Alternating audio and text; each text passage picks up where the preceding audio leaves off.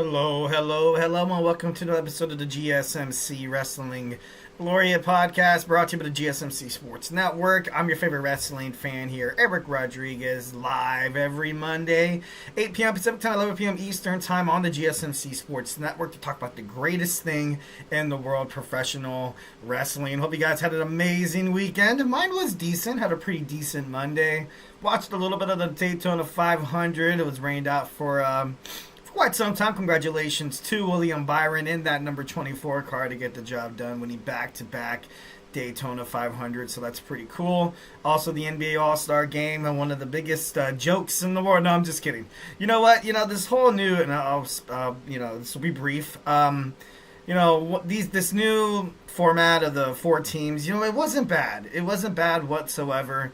When the stars came out during the during the entrances and the announcing and stuff like that, and then the moment Kevin Hart came out, if Adam Silver, the NBA commissioner, if you really want people to take this product seriously, maybe you shouldn't have it come out like so entertaining. Like, it's lost its step. It's definitely lost its step for the All-Star Game. I remember growing up watching I watched Michael Jordan and Kobe Bryant go at it. So, I remember being a San Antonio Spurs fan. And then I remember seeing Tim Duncan and Kobe Bryant playing together. And it was like this rare, awesome thing. But nowadays, during the offseason, I think the players have way too much, way too much power. They want, you're good at something, you get a nice, good, awesome contract, which is ideal, which is something that you definitely should strive for.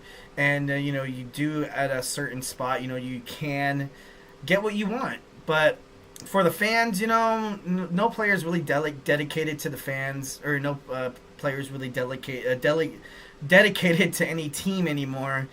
Buying a sports jersey for, nowadays any player is, it's nerve-wracking because you're not too sure in 2 to 3 years they're going to be on that same squad. So, all in all, I feel like they could definitely try to find a way to revive it. I thought of, them doing the 4-team again. I thought that was very interesting. I thought maybe the team that won the NBA Cup could take on the final team, and if the NBA Cup team winner or whatever, if they win, maybe they get a spot in playoffs straight up like WWE Royal Rumble, where you win one match and then you're in the in this main event in WrestleMania. I thought that would have been pretty interesting. But it is what it is. As a product and as an entertainment conglomerate, NBA, I thought it was great. I thought they did their job. If they were, entertaining people, it's not too much about the competition factor whatsoever anymore. Then in that case, they killed it. And all the naysayers out there, all the media, negative publicity, then they can just, they could, eat it or whatever, you know what I mean? But, all in all, it was decent. It was a decent product. Well, we're here to talk about wrestling. Have a pretty awesome show for you today, all lined up. Today we have our WWE Smackdown review. We're going to talk about Raw, then we're going to talk about NXT, and then we're going to talk about AEW Grand Slam in our fifth and final segment. We're going to talk about the best non-sanctioned matches in professional wrestling history, obviously kind of stemming off of what happened tonight on Monday Night Raw with Sami Zayn and Kevin Owens are going to go at it again, which is pretty cool. I definitely love this the feud that they continue to have on, and it's pretty pretty awesome. But before we jump on into any of the action, just want to remind you guys, if you have a burning take or just something you've been dying to get off your chest here at the GSMC Sports Network, we are all ears. We want you guys to feel absolutely 1,010% comfortable. Do not be shy. Drop your thoughts inside that chat. And if you really want to make sure your comment, question, or concern gets noticed on air, why not use that super chat? It's that $sign. Go ahead and click on that, which guarantees anything you guys put inside that chat box is going to be featured, talked about, maybe even debated about on the show. 1,010% your support obviously makes all the difference. Plus, it's a great way to support the channel, guys. Sending those super chats, throw us a bone here and there. It will, guarantee that you guys will keep getting awesome sports content for absolutely for free. Which is, who doesn't love that? So, definitely grateful for each and every one of you guys who joins us here daily. Make sure you guys continue to check out all the videos from all the shows. We have a pretty awesome lineup of guys who, definitely do one thing, and they definitely they have passion, charismatic, enthusiastic, and I just want to make sure you guys get all the sports consumption. Your support makes all the difference. Let's get this party started. Send in those super chats, those super stickers, because you guys are super awesome. And together we will make sure this podcast is bigger, better, and stronger than ever. Once again, if the super chat is not your thing, go ahead and hit up that tips and donations link at the GSMCpodcast.net. Tell me what you like, tell me what you don't like. Just remember to Superman punch that like and subscribe button to the show. Follow the show, follow the network. Definitely helps us out a lot. Definitely would love to hear what you guys have to say. So don't be shy. Drop your thoughts inside that chat. Here at the GSMC Sports Network, we do love a lot of peace, love, and positivity 1,010%. But in terms of talking sports, it's inevitable. We get it. There's going to be some criticisms. There's going to be some disagreements. And it's all good. It's all gravy, baby. It's already water under the bridge. Just want to make sure you guys feel absolutely 1,010% entertained. So, don't be shy. Drop your thoughts inside that chat. We got SmackDown. We got WWE Smackdown. We got Vic Joseph on SmackDown. Obviously, Joe Tessitore was, he was elsewhere. But I thought Vic Joseph really did a good job bringing his enthusiasm that he has on WWE NXT to SmackDown. So I thought that was pretty cool. Cody Rhodes comes out, kicks off the show, talks opponents. The moment he mentions, Logan Paul, I thought it was kind of funny how the fans were they were disgusted. They're disgusted by this mega star, this YouTube star, this YouTuber that made it into professional wrestling. I do like Logan Paul. I'm not a huge hater, so to speak. I definitely I think he should definitely embrace kind of being a heel. But sometimes when he's on Raw or SmackDown and then he kind of gets the reactions from the fans, he looks genuinely shocked. He looks like, why don't these people like me? I think the moment he decides to kind of embrace it, which he has, I definitely think his career will be on the right track. He could be one of the best heels in WWE history if keeps going that way. So Cody Rhodes, talking about opponents, Drew McIntyre comes out and he was upset that Cody Rhodes, basically didn't acknowledge the fact that, Drew McIntyre is the only person that defeated Cody Rhodes since Rhodes made it back to WWE. And I think that means something. And I think that's going to play into the main event at WrestleMania. I see Drew McIntyre coming out of the Elimination Chamber because I just see so many other lingering storylines that are, on Seth Rollins' head, on CM Punk. I think Damien Priest is kind of just there, for the ride. I think it's cool and all. And for John Cena as well. Logan Paul, I think the only thing that just wouldn't make sense is if Drew McIntyre doesn't win the Elimination Chamber, then what, So that means, you have about 9 weeks to kind of establish an opponent or a feud or an old rivalry for Drew McIntyre. But at this time, I feel like it'd be perfect for Drew to take on Cody Rhodes because it just seems fitting. It just seems fitting. And if Drew McIntyre actually, if he has enough stuff to defeat Cody Rhodes for that WWE Championship, I feel like that'd be great. I feel like that'd be amazing. So then, and then Solo Sikoa comes out. He arrives, and then Jakob Fatu's in the ring saying that he's gonna get the first of Solo Sikoa's family business. So that that relationship seems like it is on the rocks. I kind of like the new storyline of possibly maybe Jakob wanting to throw his hat in the ring of being the tribal chief. Maybe challenging for that Ula Fala, and then maybe him and Solo Sikoa kind of butt heads down the road. Maybe have a match at WrestleMania. I definitely think that would be pretty cool for both of these superstars. Next, we have Chelsea Green taking on Naomi in Elimination Chamber qualifier. I thought it was pretty cool how Naomi, she got a nice win. It was pretty damn clean. It was great. I feel, Chelsea Green, the WWE Women's United States Champion. Gotta be honest, it kind of made her title run a little weak. Lyra Valkyria as well on Monday Night Raw was pinned by Bayley, so Bayley could qualify. The WWE mid-card titles right now, it's not dead by by any means necessary. I don't think it's dead at all. I don't think it was a mistake that WWE added too many titles. I don't think that whatsoever. I think when Asuka comes back, I feel like, when Becky Lynch comes back, when, Alexa Bliss starts rolling a little bit, she could become a competitor as well. It's going to be great. It's going to be okay. And then you have a lot of young, talented NXT women's stars that are going to be coming up too. So, just stay patient. And overall, I feel like it'd be awesome if Naomi, Bianca Belair, and Jade Cargill kind of come into the singles wrestlers kind of thing. Like I don't like them as a I do and I don't. I feel like ultimately when they first started that World Women's Tag Team run, it was kind of a mistake because these are two single stars. Two single stars. It was just a way for Jade to kind of get her, get her beak wet in terms of, being on WWE, what it means to be a WWE superstar, the flow, the atmosphere inside the locker room, and then inside the squared circle.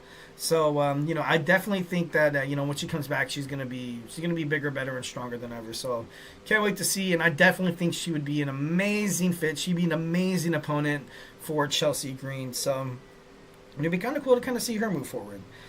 Next, we have Sami Zayn, obviously addressing Kevin Owens, and then you had Kevin Owens challenging Sami Zayn to a match at Elimination Chamber, saying, I don't care if you're clear or you're not, I just want you inside the square, I just want you inside the ring, So I feel like Sami, he feels like Kevin Owens going after the jugular there. He didn't do it to make a statement. He did it to try to end my career. And I kind of agree. Next, we have the Motor City Machine Guns defeat Los Garza. I thought that match was actually pretty damn awesome. Solo Sikoa and Jacob Fatu have a nice little, not really that nice. Solo Sikoa telling Tama Tonga and Jacob Fatu saying that I feel bad for letting you down, the family down. Solo Sikoa, when he comes, since he made his way back to WWE, he looks genuine, looks pretty genuine. Jacob Fatu as well as Tama Tonga, obviously they look kind of unimpressed. They don't, I feel like they feel like they don't need the guidance of Solo Sikoa anymore. Because how many times Solo Sikoa has actually, haven't found himself in the winner's circle. So, there's only so much failure one person can have to be like, okay, so why are we following this guy? Maybe some way down the line, like maybe The Rock finds his way back to WWE. And maybe Jacob Fatu and Tama Tonga Loa kind of follow him. Or Jacob Fatu, like I said before, maybe he throws his hat in the ring.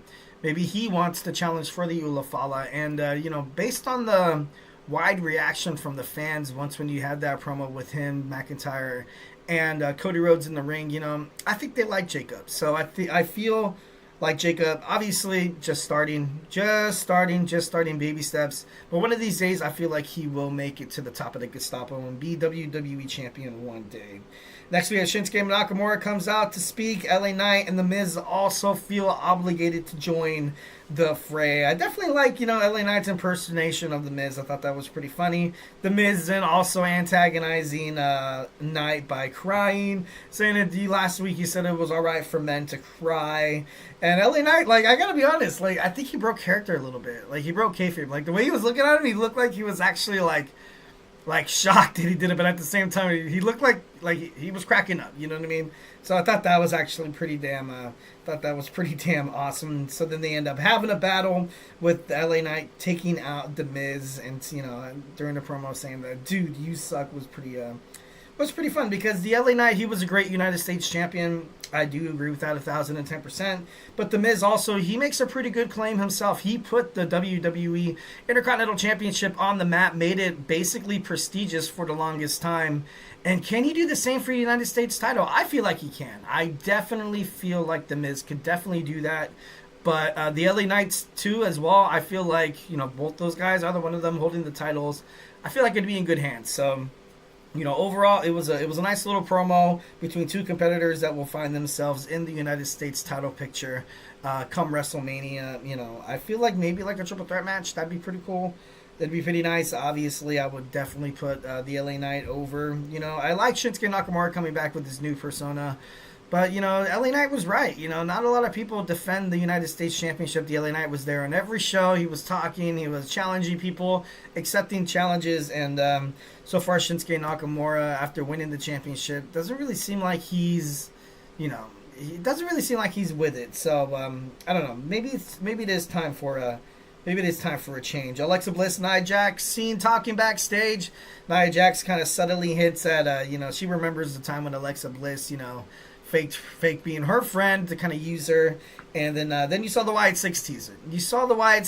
So it seems like Alexa Bliss is going to be in a storyline with the Wyatt 6. At this point, when she came back to the Royal Rumble, dropping, heavy hints, obviously bringing the doll out, and then her sister Abigail was, pretty badass. It was pretty cool.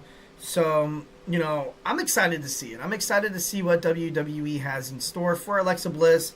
Maybe forming a tag team with Nikki Cross. Maybe that's the direction that they're going toward mostly. I would like to see Alexa kind of, dab her toes in singles competition. Maybe, Women's United States Championship picture. I would love to see her do that.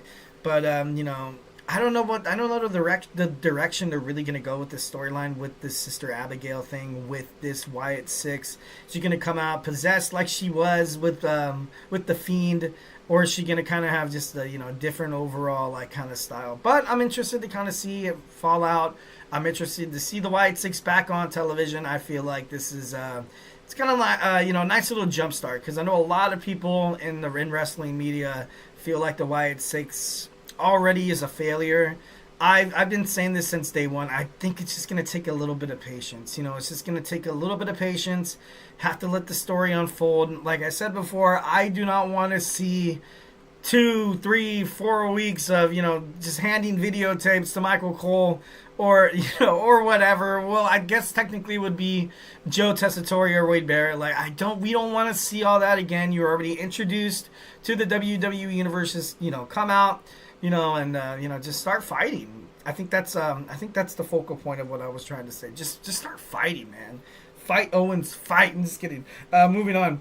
Carmelo Hayes defeats R-Truth. Decent match. It was a nice little match to kind of get Carmelo Hayes back into the win. Calling the Street Profits cut a promo. Didn't see B-Fab. Gotta be honest, I'm a little concerned, which sucks because I feel like she has a lot of talent inside the ring. Is she going to be the next one to be on the block of being released by the WWE? I certainly hope not. But it is what it is. Pretty Deadly's then seen talking to DIY. DIY saying that Pretty Deadly messed up a nice little situation. Pretty Deadly obviously disagrees. They were just trying to stick up for themselves. Tiffany Stratton defends her WWE Women's Championship against Naomi. Against Nia Jax. Sorry, excuse me. Disqualification. I don't see how disqualification wins really benefits Nia Jax. But Nia Jax seemed like she was happy with what Candice LeRae did. I mean, I guess, that's cool.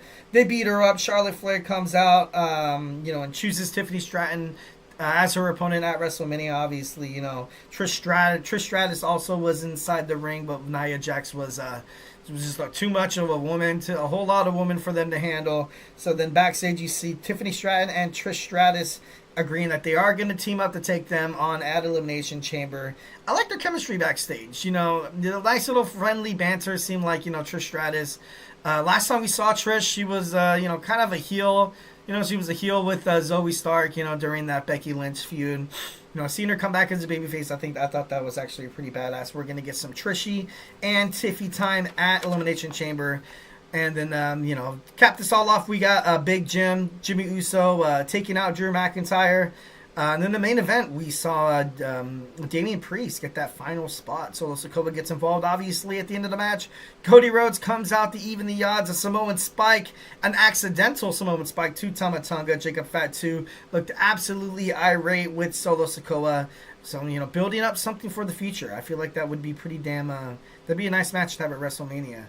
Damien Priest pins Braun Strowman after the South of Heavens choke slam, and then bam, there you have it. Your WWE Smackdown review right then and there.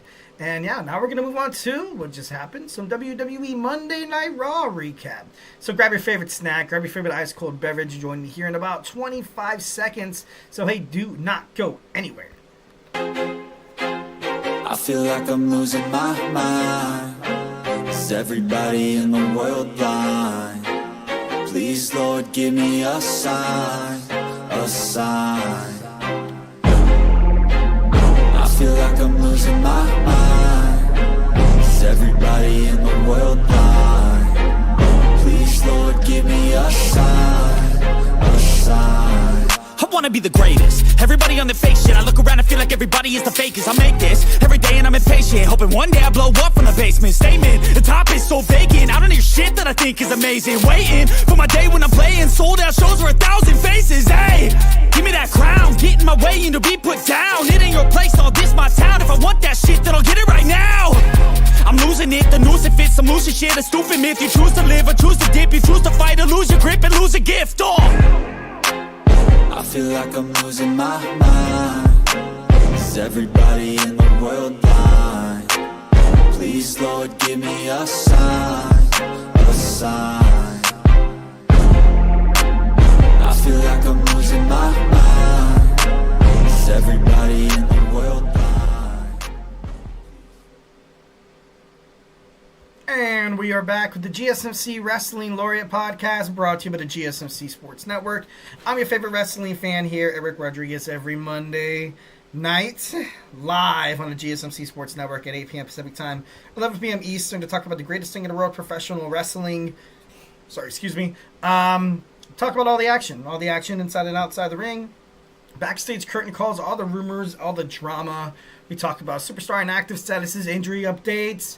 Talk about contract negotiations, extensions, and new signings. We talk about potential storylines, potential wrestling bombshells. We talk about promotions from WWE, AEW to Ring of Honor to TNA.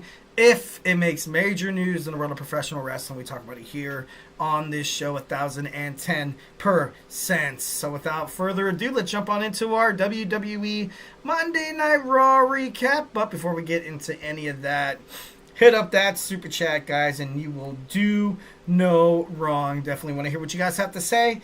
Whether if you got a burning question or hot take in terms of the world of professional wrestling here at the GSMC Sports Network, we are all ears. We just want you guys to feel absolutely comfortable to get anything you are dying to share off your chest.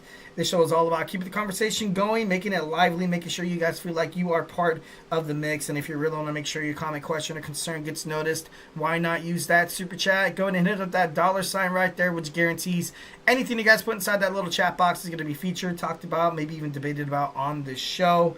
1,010%. Plus, it's a great way to support the channel, guys. Definitely 1,010%. We need your guys' support.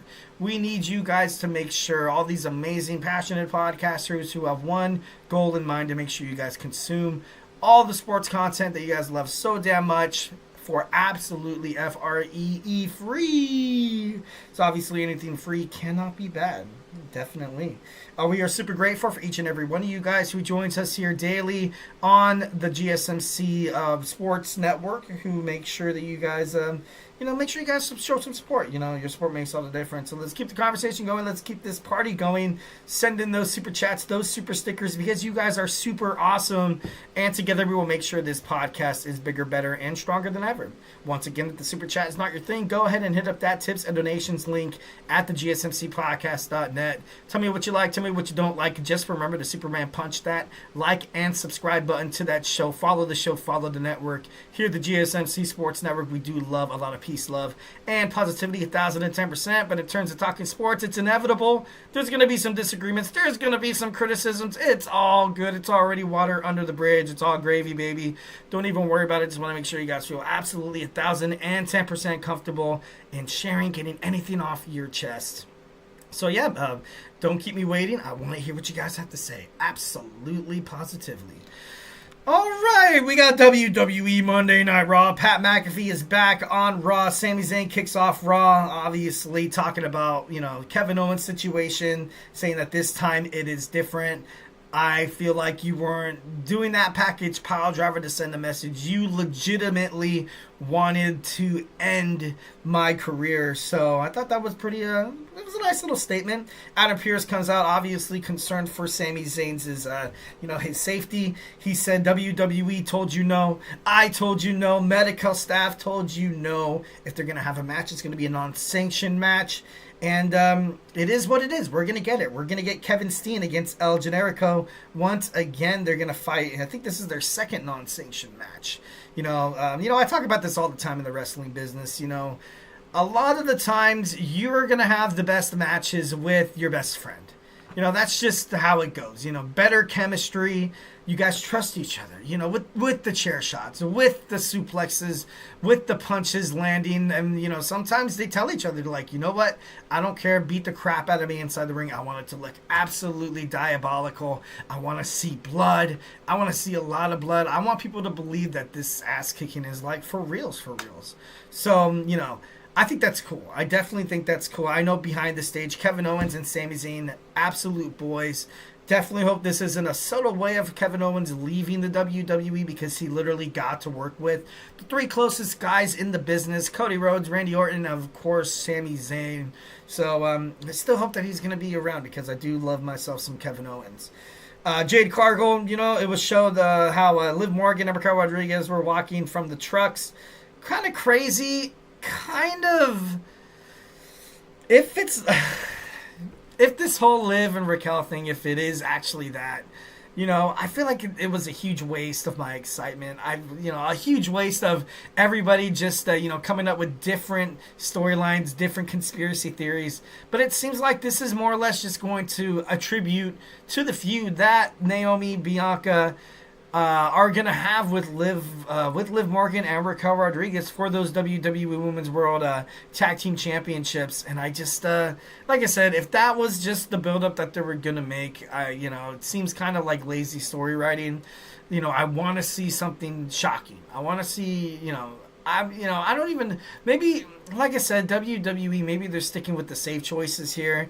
Maybe they're like, you know what, if we have Naomi be the one to take out Jade, then, then we got to think about this complex storyline, but the storyline of Liv and Raquel, on the Judgment Day, they're bad girls. It's kind of just already out there, written in stone.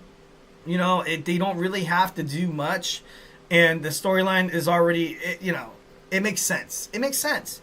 But having like a shocking factor, like Bianca did it out of jealousy, Naomi did it out of jealousy, they would just, maybe it's not to hurt other characters, maybe it is safest to kind of take the safe way out and just kind of blame it on Liv and Raquel, because, that's already, that's their modus apparatus, that's something that they do already. So it wouldn't be much of a shocker. Like I said, not much of a, now we have about 9 weeks of setting something up toward WrestleMania. Then we have to get the tag titles off of Naomi and Bianca. And then, I don't know. It just seems like they want to take the safe choice there. AJ Styles has a successful victory against Dirty Dominic Mysterio. After the match, you had the WWE Intercontinental Champion, Braun Breaker, try to hit a sneak attack. Sidestepped by AJ Styles. Dominic Mysterio is torn in half by Braun Breaker. And we're gonna get this.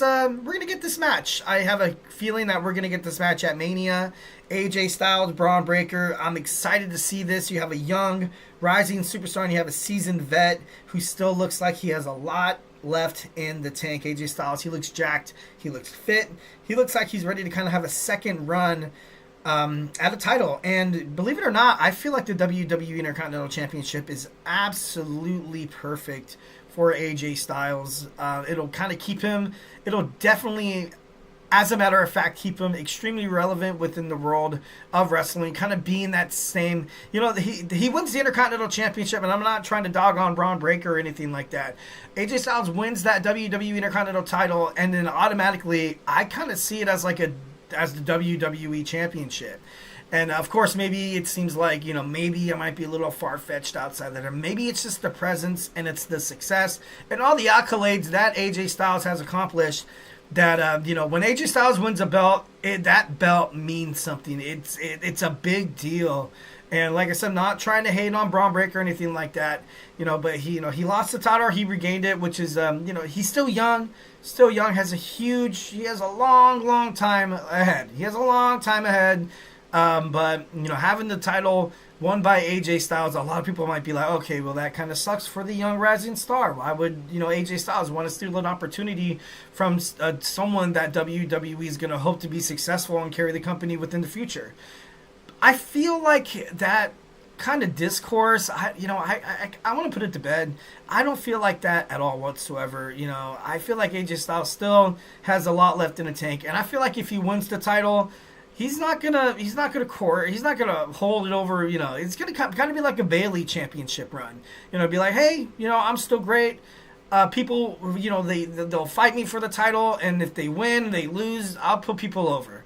So AJ Styles is in a good spot right now, and if he wins that Intercontinental Championship, I believe that WWE will be in an amazing spot as well. Dakota Kai defeats Ivy Nile for the number 1 contenders match. I thought that was a huge mistake. Ivy Nile and Lyra Valkyria building up this storyline, not for it not to happen. Once again, this was a huge deal. The reason why the mid-card titles for the women seeming like they've already kind of hit a rut, it's because there's no depth. There's no really storylines behind them. For the Women's United States Championship, you have Chelsea Green. She's the in-your-face cocky. She's the bully. She's a spoiled brat. She has that working for her. Lyra Valkyria is very, she's kind of soft-spoken. She's talented as hell. But she really doesn't, she has a character, but not that much of a character. Not that, in-your-face character that I feel like the inaugural champion should be. If in an alternate universe you would have had somebody like Liv Morgan win the title, and then she kind of parades around for a couple of months with the title, and then Lyra Valkyria, defeats her. I feel like that would have been a better setup for the title overall. But and I'm not trying to hate on Lyra Valkyria's Intercontinental Championship run. I'm not. I feel like it is great. She puts on amazing matches. If they had to put the title on somebody, it would probably be great to have Lyra Valkyria, And this is something that WWE could definitely work for and make better, to kind of structure more of a storyline, get her going into some feuds. That's why I'm like, why didn't Ivy Nile win this match? I like Dakota Kai. Nothing against Dakota, but I really wanted to see this feud kind of come into fruition. But we're not going to get it, so it is what it is. Gunther enters the ring, Jey Uso style. I definitely like when Gunther was walking down in the concourse of the arena. Somebody behind him flipped him off. I thought that was pretty funny. I was like, dude, that's awesome. Jey Uso comes out. They brawl it out. Obviously, we're going to get 9 or 8 more weeks of this. I just want, because I think people already kind of get the concept that Jey Uso is going to win. We've already kind of, accepted that. We meaning WWE, they need to make it a little bit more unpredictable. They need to have Gunther come out on top for some of these promos. So far, it just seems like it keeps turning up, Jey Uso. It keeps going in Jey Uso's way. You want to make Gunther look like you want to make him look like a David versus Goliath kind of story, because you had that match at WWE Saturday Night's Main Event, came close, came down to the wire, and Gunther got the victory, and then Uso was right there. He was right there, and now it just kind of seems like, the narrative of it is if Jey gets into the shot, he's gonna win this match easily. And that's really not the mentality that you want WWE fans heading into WrestleMania. You still have to. You still kind of have to reiterate some kind of doubt within the viewer's mind. It's like a movie. It's like entertainment and stuff like that. When you watch the Avengers, you kind of you had that all hope is lost kind of moment in the movie, and then the superhero against all odds prevails, and bam, that's how happy ending to the story. So I definitely think they still need a lot of work with this storyline between Jey Uso and Gunther. It is, definitely don't think it's an open and closed just yet. Like I said, I just want to see Gunther kind of be this big unstoppable guy who's gonna tear you down, who's gonna kick dirt in your face and steal your lunch money. I'm just kidding, but I feel like the storyline should get a little more in depth. You know what I mean? Penta Sedomairo once again victorious. He is undefeated in WWE. Defeats Dunn. No one can stop this guy. You had Ludwig Kaiser and Dunn try to take him out at the end of the after the match. Penta still comes out fighting. Definitely the pride of luchador wrestling as of right now. In WWE, he's so impressive, and it's just great. Next, we see a Hulk Hogan American beer commercial. I gotta be honest. Hulk Hogan getting booed at the Raw Netflix premiere, and then I think he's being sued. His beer companies, they have a lawsuit right now. He's kind of, dabbled himself in politics and made some controversial comments. And, at this point, I feel like WWE ultimately needs to cut their losses and kind of say bye to Hulkamania. He's a nostalgic factor. He's cool to see, I guess. You're like, oh, cool, it's Hulk Hogan. But it's just the stuff that the Hulkster does on the outside. It just ruins everything, and it's crazy. It's absolutely nuts. I feel like WWE would be better off, cutting their ties with Hulk Hogan. But I think he recently signed a Legends contract for like 5 years.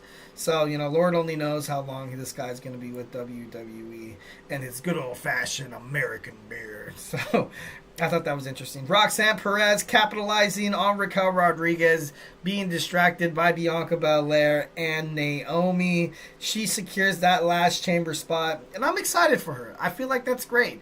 She does belong in that ring with Liv Morgan. She does belong in that ring with Naomi. She belongs in that ring. Oh, God. Bayley. She's there in there with Bayley. But Bianca Belair, she's probably the only one that kind of throws me off a little bit because she seems like so much stronger than everybody else inside that bout right now. But who's going to take? So the winner takes on Rhea Ripley, or Io Sky, but of course it's going to be Rhea. Why would it not be Rhea? It's crazy. Maybe her and Liv Morgan run it back. I gotta be honest, I wouldn't really be too excited for that storyline. More or less, I feel like they're building up Liv Morgan and Raquel Rodriguez fighting for the Women's World Tag Team Championships at WrestleMania, because you have this whole, like I mentioned before, this Jade Cargill storyline turn. So, that leaves the spot wide freaking open. And, Bayley, I don't think, she had one hell of a year last year, so I don't think she's going to win it. But I don't know, man. It's still up there. It's still up there. A lot of these girls have they have chances. So I'm excited to see it. I'm excited to see maybe if Roxanne Perez has this underdog glory year that she's already been having. Obviously I'm quoting Michael Cole here, but I don't know. Maybe Roxanne Perez against Rhea, possibly would be pretty badass. Yeah. I can see it. Why not? Screw it. Why not? Next, we have Karrion Kross seems adamant on helping out Sami Zayn because Sami Zayn, seems like all of his friends are turning on him too. So, Karrion Kross, no more Final Testament. AOP is gone. Paul Ellering gone. It's all gone. So him and Scarlett still hanging around. They need a storyline pretty badly, and kind of throwing your hat in the ring with Sami Zayn, with this everything going down with Kevin Owens is I feel like it needs a new direction. I do. The New Day come out, obviously, kind of poking fun at the attack that they had on Rey Mysterio, saying that we hope Rey gets well soon. The LW will come and run him out and avenge Mysterio. In the main event, we saw Seth Rollins hit the stomp on the inaugural Universal Champion Finn Balor for that final spot inside the chamber. Raw went off the air, nothing, too crazy. I feel like lately on Raw, there's been stuff that's happened after the cameras turned off, like Kevin Owens attacking Sami Zayn, and then a New Day coming out attacking Rey Mysterio. But no, this show actually ended pretty gradually, and pretty calmly, pretty soundly. So I thought, overall, good episode of Raw, good episode. All right, guys, so hey, do not go anywhere. We have our WWE NXT Vengeance Day review. So grab your favorite snack, grab your favorite ice cold beverage, and join me here in about 20 seconds. So hey, do not go anywhere. Looking for your daily fix of sports talk without having to pay for it? GSMC Sports Network is available on YouTube. Just search GSMC Sports Network. Get your fix of daily sports talk shows on YouTube, absolutely free. NFL, college football, NBA, MLB, MMA, UFC, fantasy football, and so much more. GSMC Sports Network has shows running all day long, with new sports shows starting every 2 hours. Just like on your favorite cable sports channel, except GSMC Sports Network is absolutely free. Just search GSMC Sports Network on YouTube to catch one of your new favorite shows, like the GSMC College Football Podcast, Chip Shot Football Podcast, Hoops and Heels Women's Sports Podcast, GSMC Basketball Podcast, and so many more. Check it out for yourself. GSMC Sports Network. Now available on YouTube absolutely free. Search GSMC Sports Network on YouTube right now.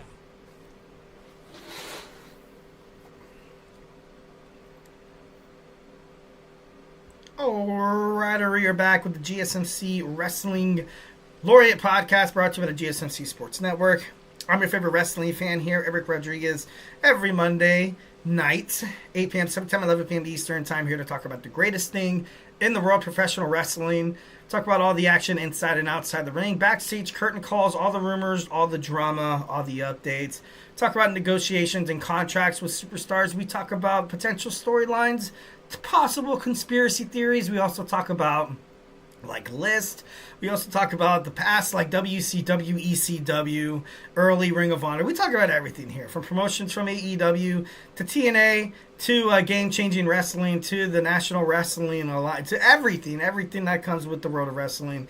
We talk about it here on this show for makes major headlines in the world of professional wrestling. So yeah, make sure you guys smash that Superman punch that like and subscribe button to the show so you guys can get some notifications when videos are published. Also when we go live on our show. So definitely would love to hear from you guys. All right, without further ado, let's go ahead and talk about some WWE NXT Vengeance Day, of course. Make sure you guys hit up that tips and donations link. Make sure you guys know that anything you guys drop inside that chat box, do not be shy. Won't be judged. We just want to get a lot of nice little back and forth banter between, the fans and stuff like that. All right, so without further ado, we're going to talk about NXT Vengeance Day. Rusev Day. I remember that. That was, I don't know why that randomly just popped into my head. We have the first match we're going to talk about. We have Ethan Page taking on Javon Evans. Getting the win here. Getting the win here. I thought this was a good spot for Javon Evans to kind of, get a nice little victory. But Ethan Page has been on a slump too, so I feel like it was kind of anybody, I feel like it was up for grabs. When I was talking about it on Friday, I think it was, when I recorded my show, I was talking about how it would make no sense for Ethan Page to get the victory. I thought Ethan Page was going to find himself within that transfer portal on Monday Night Raw or SmackDown. Obviously, that didn't happen. But, it was a good match. It was a great match. But a right hand to the jaw put Javon Evans down. He is not 100%. Ethan Page capitalizes and gets that 1, 2, 3. Next, we have a shocking match, actually. This match was just it started off so rough for Eddie Thorpe. I would say Trick Williams controlled this match probably 75 to 80% of the time. This strap match, I'm not a huge strap match kind of guy. For me, it's not really a stipulation that I'm like, oh, let's just have a strap match. That'll solve everything. Nah. But that's just my opinion. I'm not a huge strap match kind of guy. But yeah, after a low blow, with the strap on Trick Williams, and then Eddie Thorpe kind of just hurled his body at the face of Trick Williams. Trick Williams went down, and then he got the 1, 2, 3. All the fans in the arena were like, dude, like, what the hell just happened? What the heck is going on? It was a nice, it was good for Eddie. It was really, really good for Eddie Thorpe. Even Corey, was it Corey? Yeah, it was Corey Graves who said, now you're going to remember the name of Eddie Thorpe. This was his first, time being broadcasted on a PLE. I think that's what they said. So, this was one of the wrestlers where I think overall, if he's not going to get a storyline anytime soon, WWE will let him go. But he got the win against Trick Williams, and that's, Trick Williams putting Eddie Thorpe over. I thought that was pretty cool. I definitely admire that. Trick Williams as well. Where does his character kind of go from here? Maybe he continues, beef with Eddie Thorpe. That, maybe that might come handy.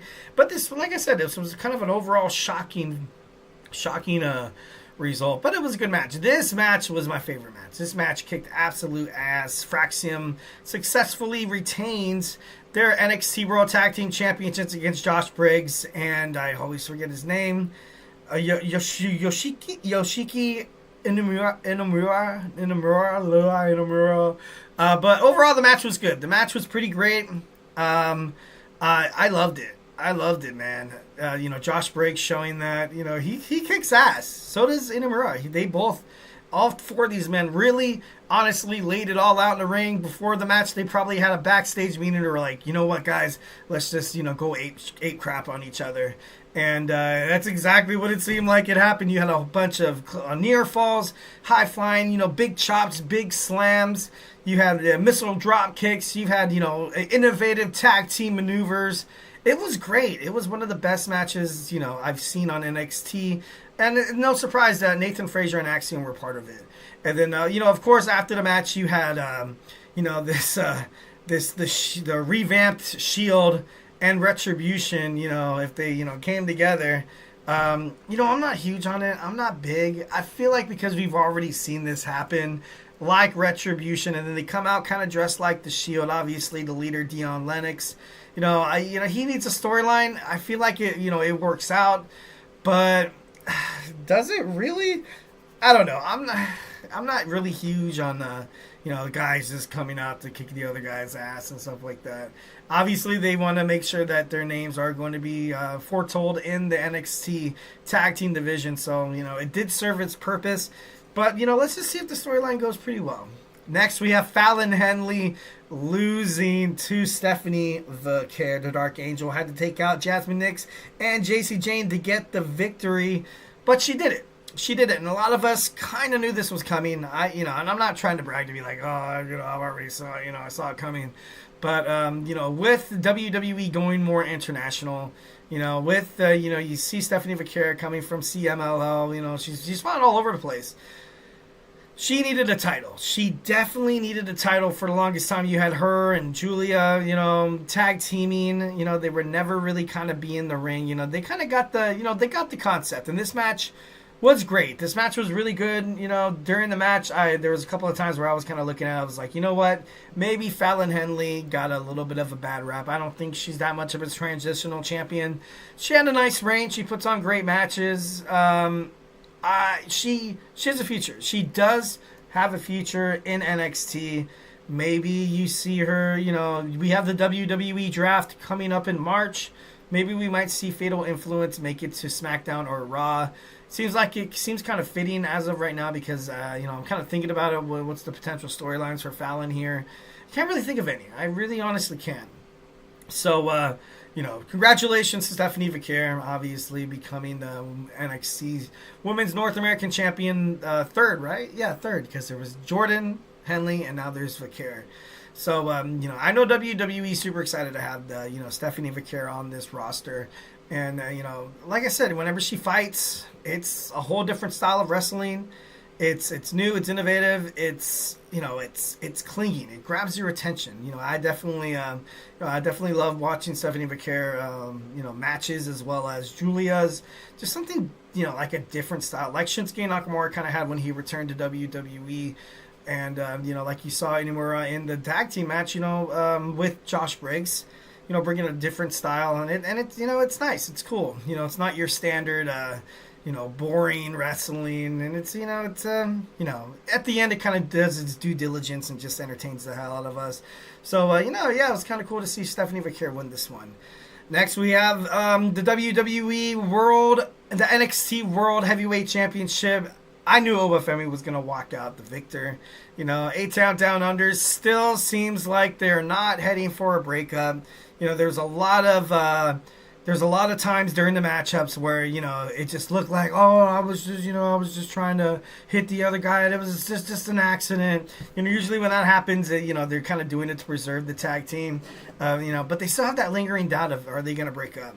Which I definitely thought they should have. You had Grayson Waller, pull the referee out of the ring where Austin Theory hit that 8-town down on Obafemi, and he was going to win it. It was so damn close. He was so damn close. But at the end of it, Obafemi, the ruler of NXT, is still NXT champion of the world. After the match, you saw once again Dion Lennox's crew come out, kind of rough up Obafemi. We haven't really seen Oba being manhandled like that, so it was kind of a shocking factor to NXT, to the fans and all that. But like I said, I just hope they do it right.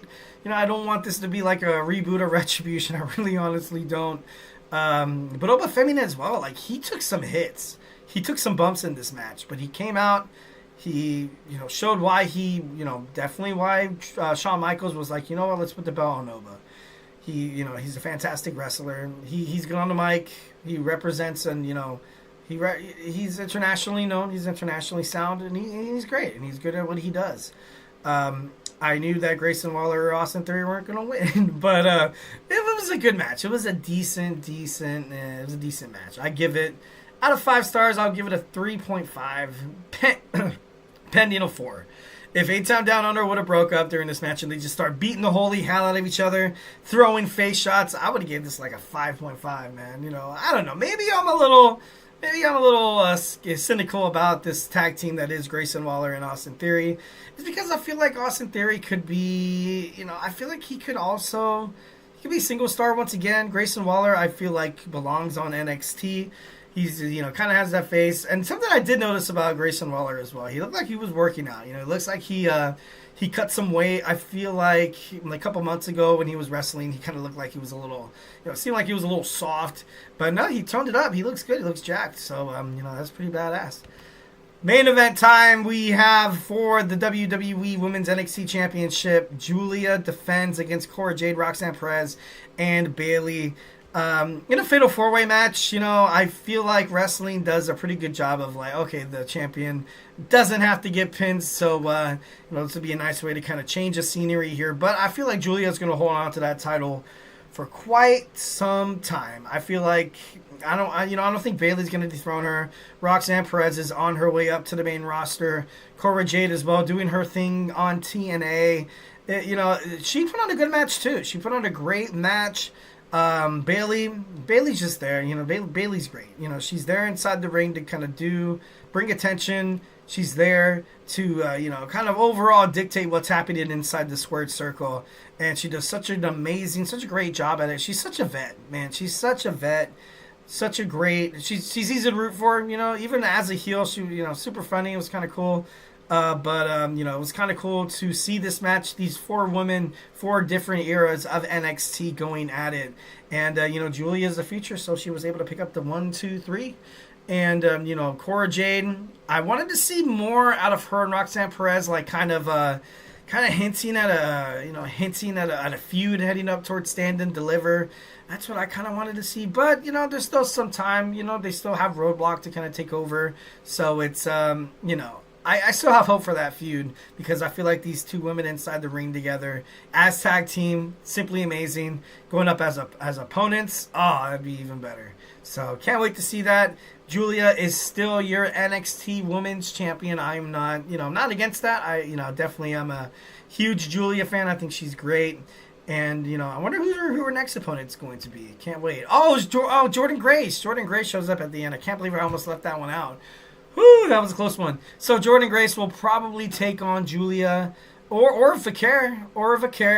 Obviously all 3 women have a huge resounding respect for one another. So, maybe the trash talking will start. Maybe, it'd be kind of crazy if they bring in Jordan Grace to be an absolute buzzsaw and just beat the holy hell out of everybody and kind of be like a heel. That would be pretty interesting because everybody recently that they signed, like Zarya, Vicaire, Julia, they're all baby faces. It'd be kind of interesting to see Jordan Grace come in and just be like a boss ass. I'm just kidding, no. But no, it would be interesting to see that. All right, we talked about NXT Vengeance Day, and now let's go and dig on into some AEW Grand Slam. We're going to talk results when we come back. So grab your favorite snack, grab your favorite ice cold beverage. Join me here in about 25 seconds. So hey, do not go anywhere.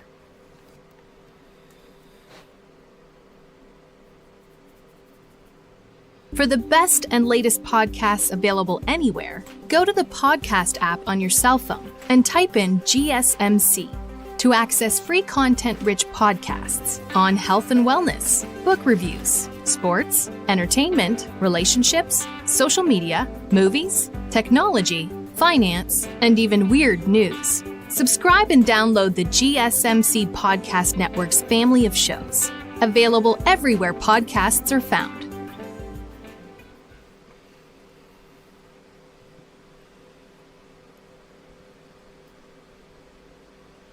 And we are back with the GSMC Wrestling Laureate podcast brought to you by the GSMC Sports Network. I'm your favorite wrestling fan here, Eric Rodriguez, every Monday through Friday. Uploading videos, only live on Mondays. It's a bad habit to say.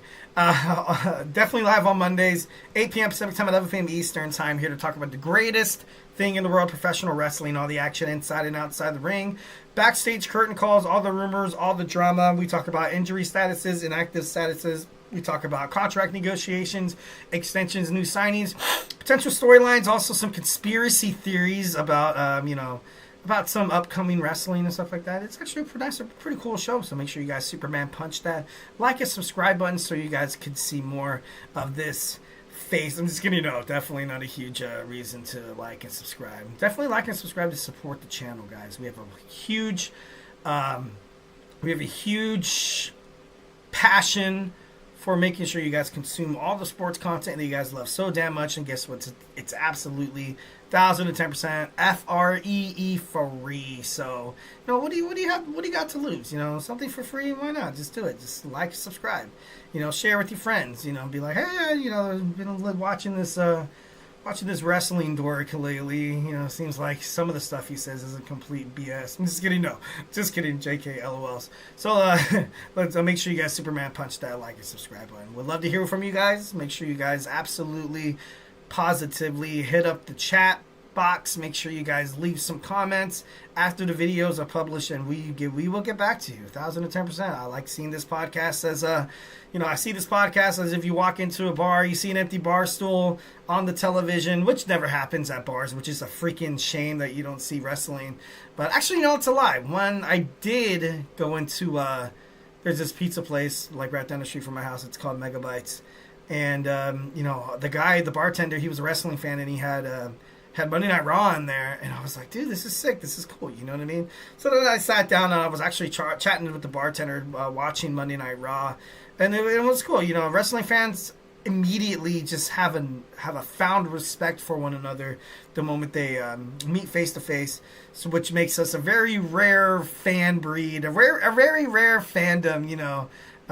It's awesome. It's awesome. Professional wrestling is great.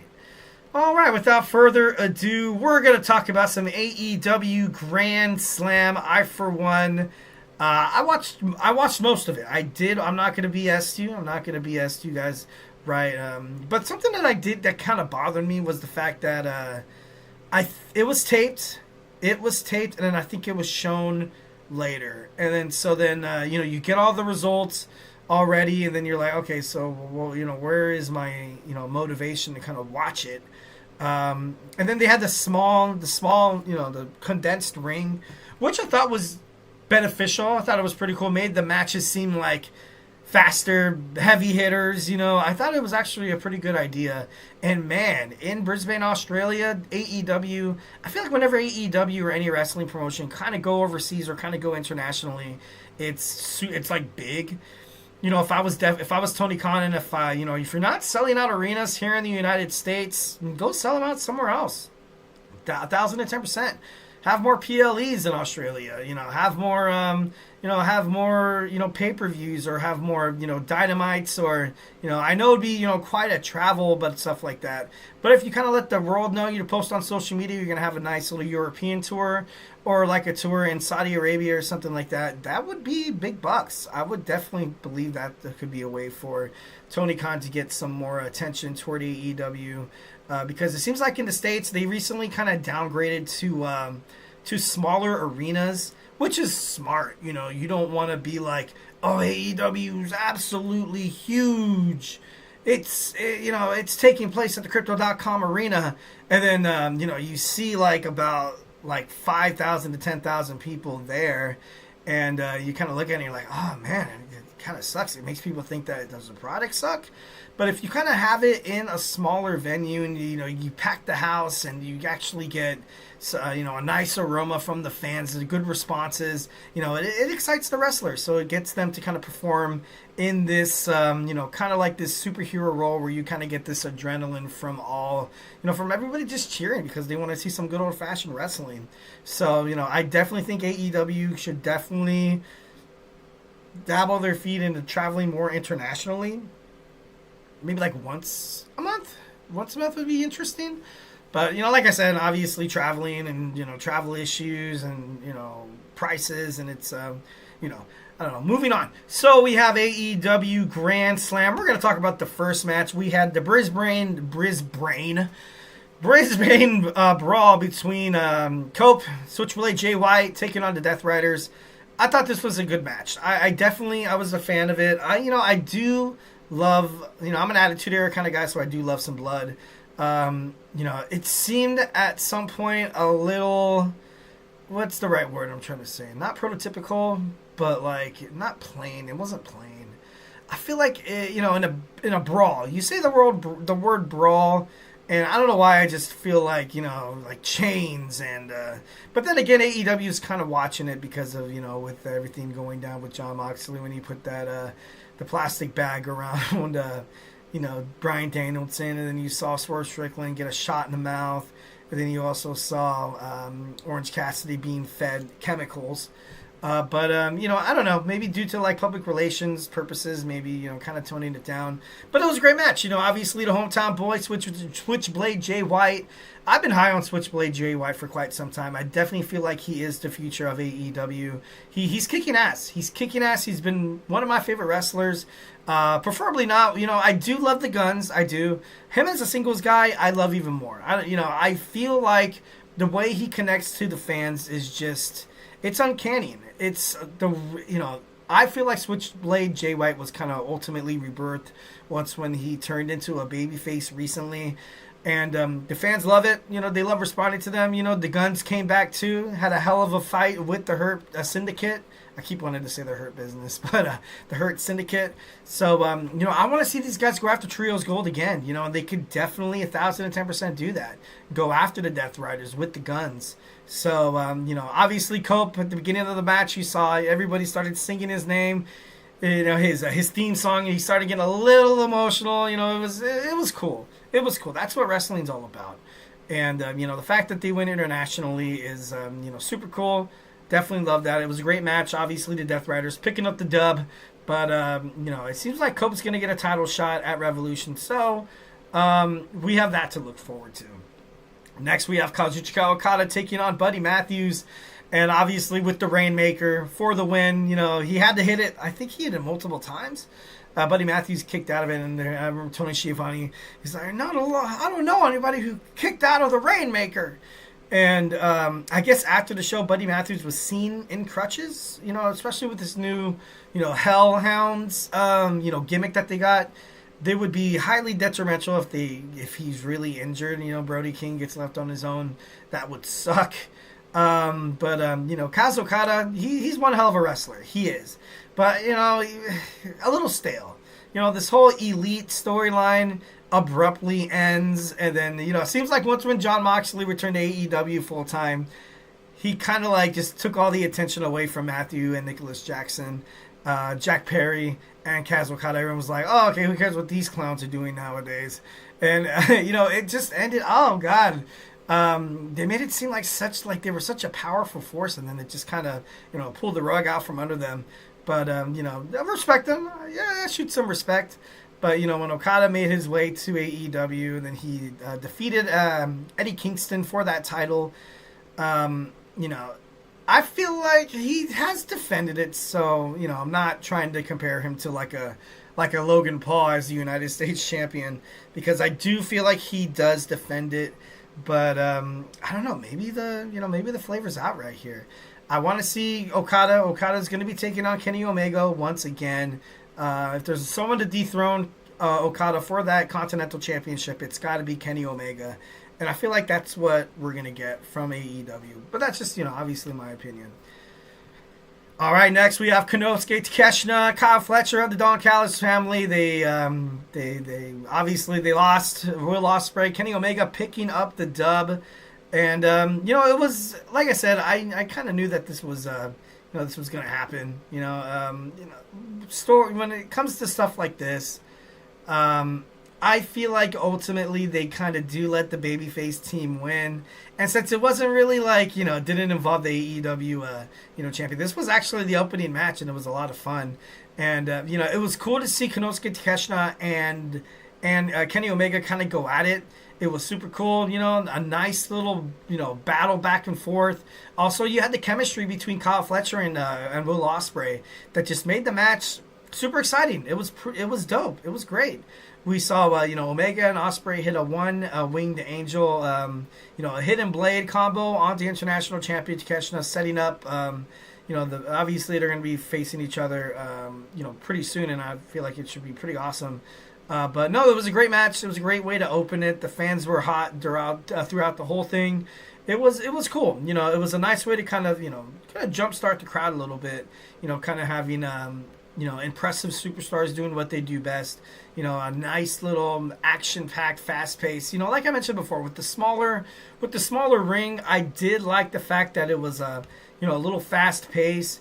But I don't know. I gotta be honest. It did take some getting used to, but it was good. It was good. All right. Next we have Timeless Toni Storm regains the AEW Women's World Championship from Mariah May. Round of applause. Round of applause to a very, very. This match was amazing. Obviously, this was one of the best matches. In AEW. Grand Slam history. They were in the main event. It was cool. It was very, very cool. They got a massive reaction in front of a home audience. And, the way they were fighting, it was pretty badass. And the storytelling was magnificent because obviously they have a lot of, they have a lot of buzz. They have a lot of, they have a lot of built-up animosity. They have a lot of baggage. They have a lot of they have a reputation of hating each other, but also coming together. But then once again, kind of hating each other. But it was, it was cool. It was nice. It was thrilling. I definitely liked it. It was about time that the title did change hands. I'm not hating on Mariah May because I feel like her as a heel, she was the ultimate heel. She beat the holy hell out of Toni Storm with that high heel, after winning the Owen Hart Cup, and then she defeats. This is going to go back and forth. Both of these women are going to go back and forth against each other time after time after time again. So, it's not much of a, it's for Mariah May, it's like, it sucks I lost the title. But at the end of the day, she's going to get another shot. Both of these women, young, absolutely talented.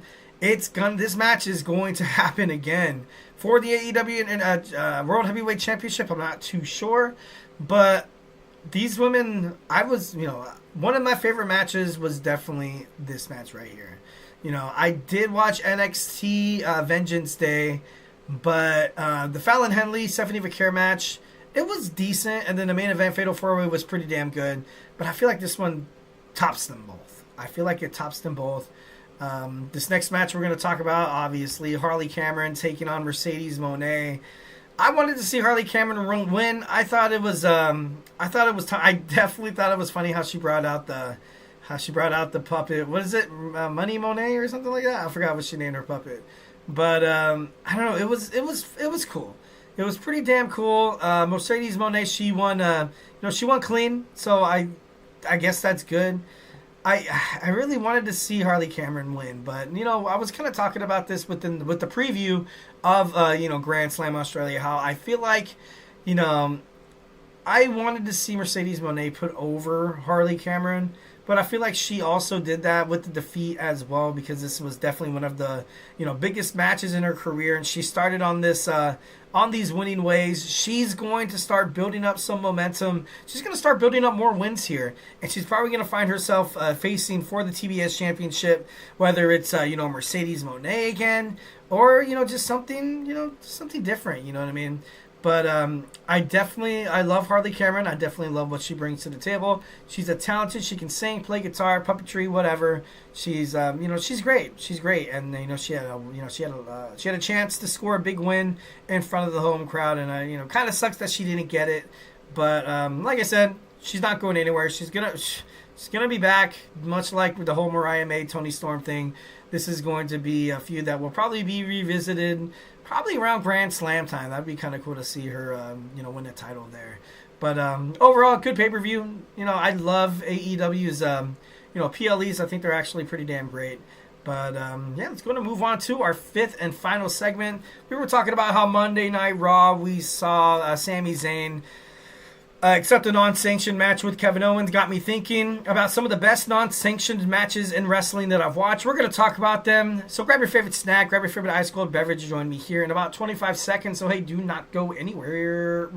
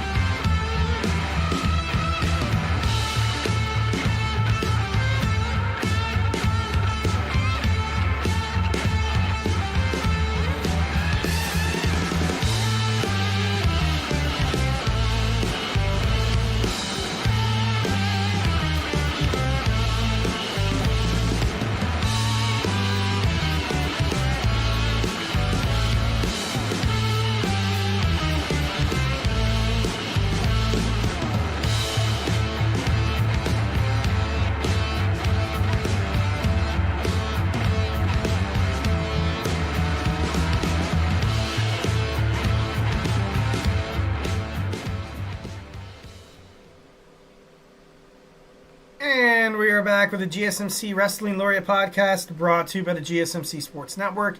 I'm your favorite wrestling fan here, Eric Rodriguez, every Monday through Friday, 8 p.m. Pacific Time, 11 p.m. Eastern Time here.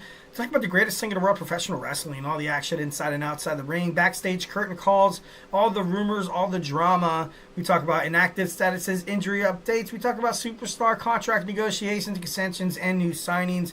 We talk about promotions from AEW to WWE to Ring of Honor to New Japan Professional Wrestling. If it makes major news in the world of professional wrestling, we talk about it here on this show 1,010%. So make sure you guys Superman punch that like and subscribe button to the show so you guys can get some notifications when we go live. Also upload awesome, breathtaking videos. Make sure you guys check those out as well.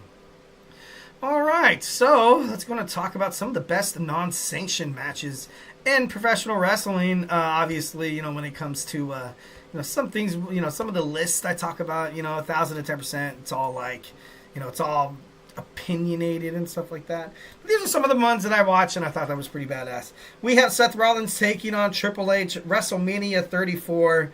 It seems like non-sanctioned matches are mostly like, someone's not medically clear, but they want retribution and they want to avenge, or they want to, they want revenge. And then, they end up getting, their injury ends up getting targeted inside the match. Looks like they're going to lose, but at the end of the day, they end up winning. Much like you've seen this match with Seth Rollins and Triple H.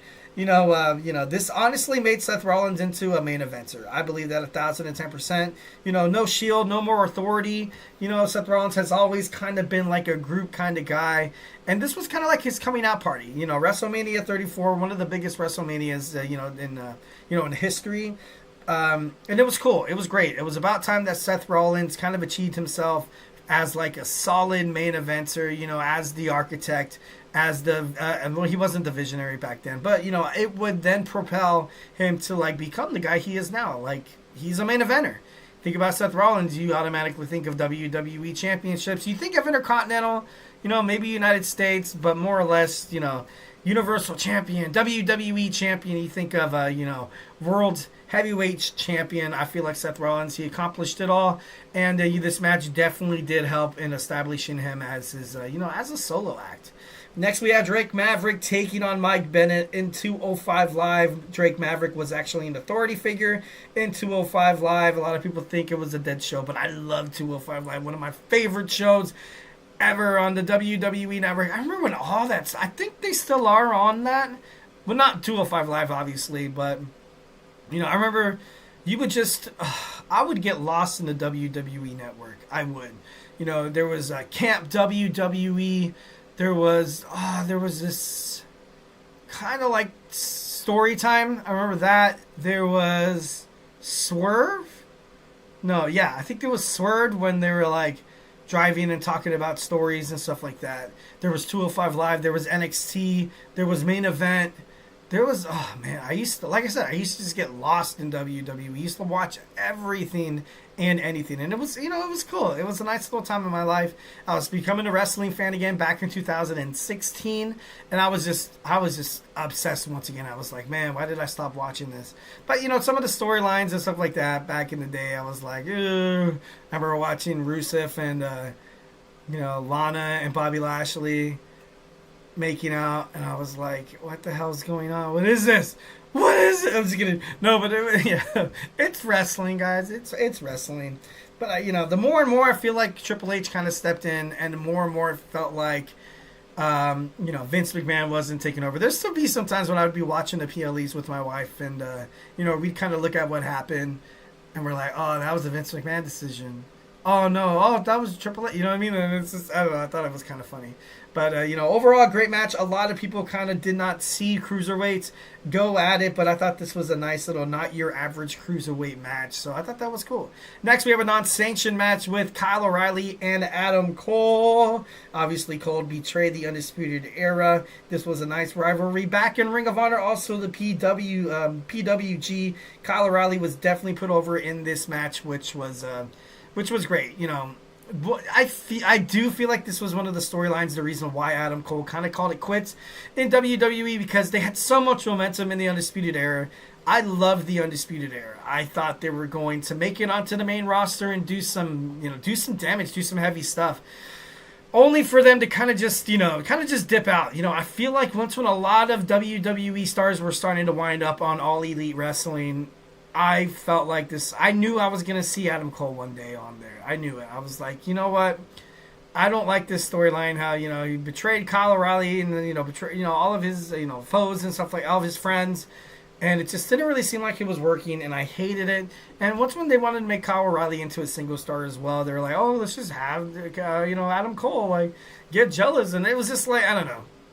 It wasn't really the ideal kind of storyline that I would have developed myself if I was like a WWE writer, but he's doing good in AEW. So especially Kyle O'Reilly, I love seeing Kyle O'Reilly on AEW.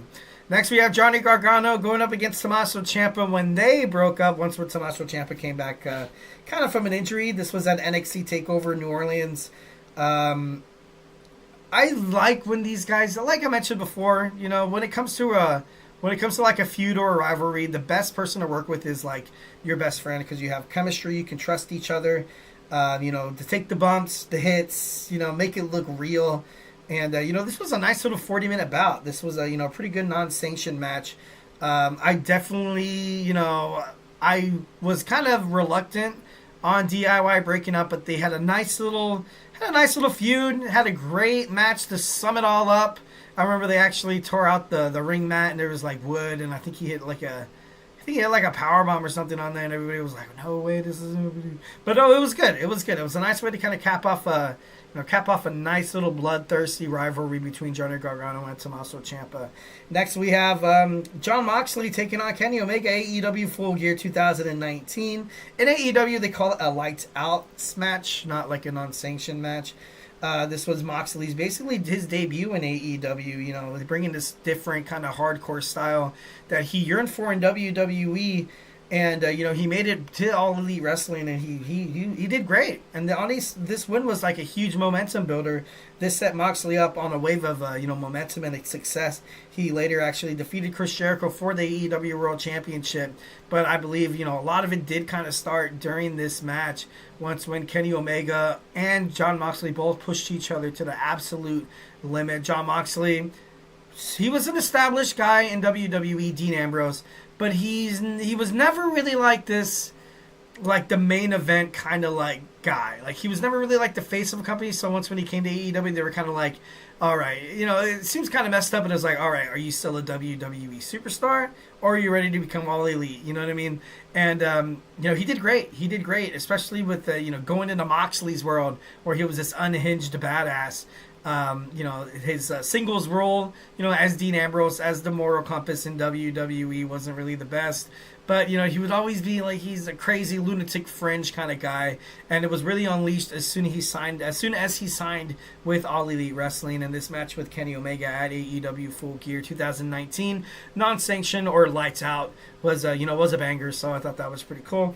Next, we have Thunder Rosa taking on Britt Baker, AEW Dynamite. Both of these women, obviously, this prepared them for success. They're already successful. A nice little bloody brawl here. A lot of people don't see women in that kind of kind of seeing that notion in terms of bleeding. But All Elite Wrestling, they were willing to kind of push the envelope a little bit here.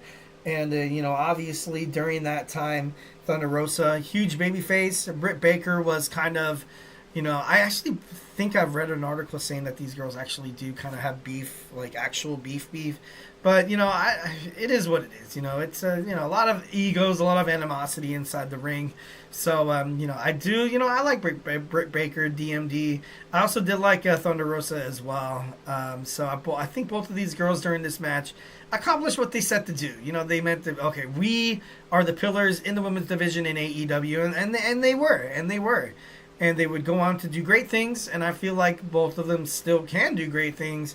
Britt Baker, I feel like she would be an amazing TBS champion. Maybe she's the next one to kind of get her hands on Toni Storm. We're still waiting for Thunder Rosa to come back, which I feel like she's back, but then again, like, I don't really see her on Dynamite. I don't really see her in, like, I want to see her in a main event picture because I feel like that's ultimately where she belongs. But anyways, this match was super cool. It was nice, and for the women to kind of go out there and leave it all out in the ring was pretty badass.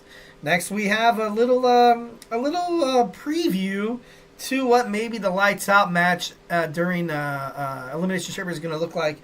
We have El Generico taking on Kevin Steen. Ring of Honor Final Battle 2010. El Generico was Sami Zayn. Also, Kevin Steen is Kevin Owens. This was another saga for the Sami Zayn and Kevin Owens. It was a violent masterpiece. One of the all-time greatest Ring of Honor matches of all time. They actually had a little bit of a hidden stipulation with El Generico's mask. Also, Kevin Steen leaving the company if he would lose. Obviously, Generico did get the victory, and it was a nice match. Maybe since he let Sami get the first one, maybe we're going to see Kevin Owens get the second one here. Best friends going at it, kicking each other's asses. There's nothing better than that. So I'm looking forward to this match at the Elimination Chamber. It was kind of funny how this popped up on the list, and these guys are going to be the whole reason why I thought about this list was because of what happened on WWE Raw with Sami Zayn kind of taking a non-sanctioned match with Kevin Owens at Elimination Chamber. So I thought that was pretty badass. But let's go ahead and end this list on one of the most biased picks. My two favorite wrestlers in the world. I believe the greatest non-sanctioned match was the Heartbreak Kid, Shawn Michaels, coming back from a 4-year hiatus, breaking his back with that casket match in The Undertaker. I didn't think it was going to come back. I remember I was watching wrestling and I was like, okay, Shawn Michaels. Yeah, I remember him a little bit. He was cool. He was a badass. And then he comes back. His friend Triple H, he wants to, wide open arms, buddy, welcome back to professional wrestling. But when Shawn Michaels came back, Triple H was a whole different person. He was the face of the company. He did not want anybody to get success other than himself. Obviously, kayfabe storyline. He was very adamant on like being like just it, like WWE champion Triple H. That's it. No runners up. No people who can contend for my title. No one could really handle my stuff. I am the game, and you don't want to play me. You know what I mean? Game over. Pedigree. Bam. Da-da-da. Da-da-da. I'm just kidding. Two of my favorite wrestlers had an amazing match at SummerSlam. Super badass. Shawn Michaels obviously prevailing. Showing the world that he has not lost a step. This was an important match for Shawn. Definitely. Coming back from a horrific back injury, I think they slipped the disc or something like that, and being told that you're never going to wrestle again, or like you can never get up from out of bed and be the same, and like one small little move, guess what? You're going back to the hospital, and you may or may not be paralyzed. You may or may not end up paraplegic. It was dicey. It was a ballsy move from Shawn. But, you have a huge liking, you have a huge passion for something like professional wrestling, and coming back, working with your best friend like Triple H. And, you could see it inside the ring that these guys have amazing chemistry. That's not really anything that could be, it's not something that could be swept under the rug or anything that's really hidden.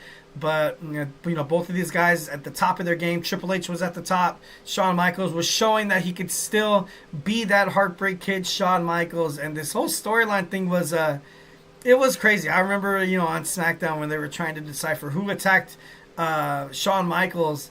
And, they had the distorted figure, and then they enhanced the picture, and then they enhanced the picture. And then the guy was, it had like a Triple H shirt, he had a sledgehammer. And then that was like, what the hell, Hunter, it was you. And then all of a sudden Triple H, and then they start battling out. It was, it's pretty damn entertaining. It was definitely, back in that day, I was a huge, wrestling fan. I've been a wrestling fan my whole life, but this match, I remember watching this match, and it was pretty damn sick. It was pretty awesome. All right. Hope you guys enjoyed the show. Hope you guys had a great time. Hope you guys had a great weekend. Hope you guys are praying to have a nice, smooth, Tuesday, Wednesday, Thursday, Friday. Make sure you guys, check back. Check on the YouTube page. I'm going to be, uploading some videos throughout the week. So, don't miss me too much. I'm just kidding. Thank you so much for tuning in to the GSMC Wrestling Laureate podcast, brought to you by the GSMC Sports Network. Remember to follow us on Twitter/X, TikTok, Instagram, or Facebook for more content and updates. And if I haven't made you a wrestling fan by now, make sure you guys check out all the amazing podcasts we have here on this network. We definitely love entertaining you guys. Stay beautiful, but most importantly, have a beautiful week, and love you.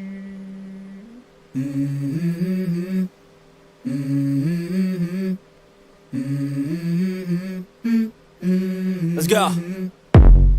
I wake up to a little bit of drool on my pillow, feel like it's gonna be a bad day. Yeah, I'm tired of shit, and the coffee ain't hit yet, damn ain't that